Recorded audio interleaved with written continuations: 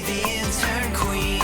She said, call me the intern queen. Hey everyone, welcome back to the Intern Queen YouTube channel. Usually here we do videos for young people and for students and for interns and high school students and college students and recent grads, but today we're gonna switch it up a little bit because I wanna do a video for employers because so many of you are running internship programs at your business, whether you're the CEO, you're the internship coordinator, you're a mid-level executive, you're in charge of the interns, and there's not enough content out there for you on how to really make the most of these internship programs and figure out how to run this like internship program machine.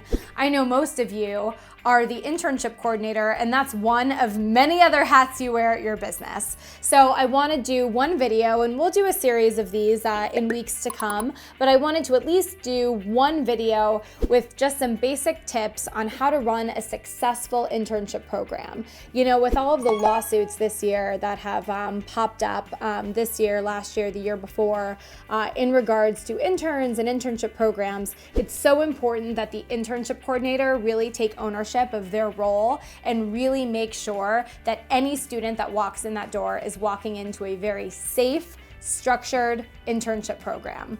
Now, a few quick tips that I think will help you run a successful internship program are, number one, you want to create something that's structured. And the first way to do that, right, is to have a start date, a midway evaluation date, and a final date of the internship.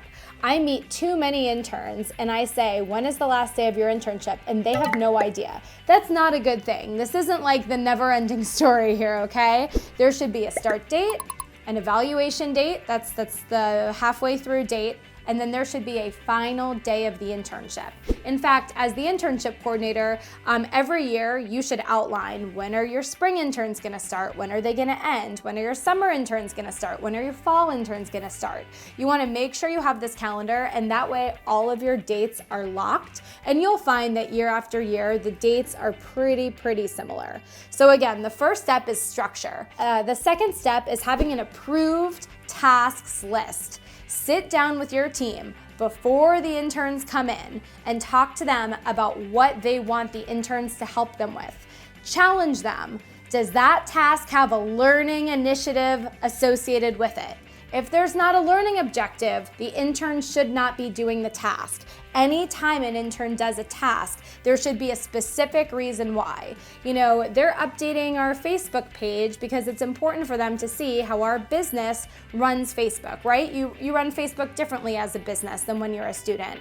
They're checking our website analytics because this is something really vital to any web company. And it's important for a young person to understand how to use Google Analytics and track the right numbers. So you want to make sure that there's an approved task list, and you want it to be, you know, pretty lengthy because you do have a whole semester, right? You're going to want to give these students valuable assignments, but then make sure that there's a learning objective associated with all of those things.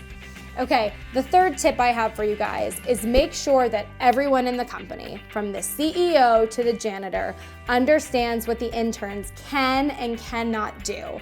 You don't want someone coming up to an intern one day and being like, hey, you intern, I need help with this now.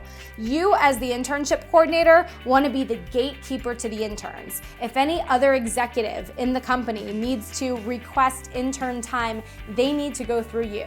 There has to be an internship chain of command. If not, the students don't know what to do. They don't know who to listen to or how to prioritize. So there has to be that chain of command, and it really should start with you. So make sure that you lay down the law with all of those executives who are eager to work with interns in your business and say, if you want to request time with the interns, you need to email me every day by 9 a.m. or whatever it might be.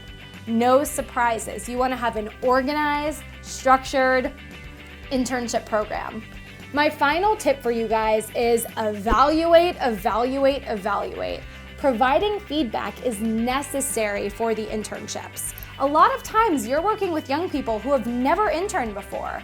you have to give them feedback. You owe that to them, and they want feedback. They don't just want to do work, they want to know how they're doing.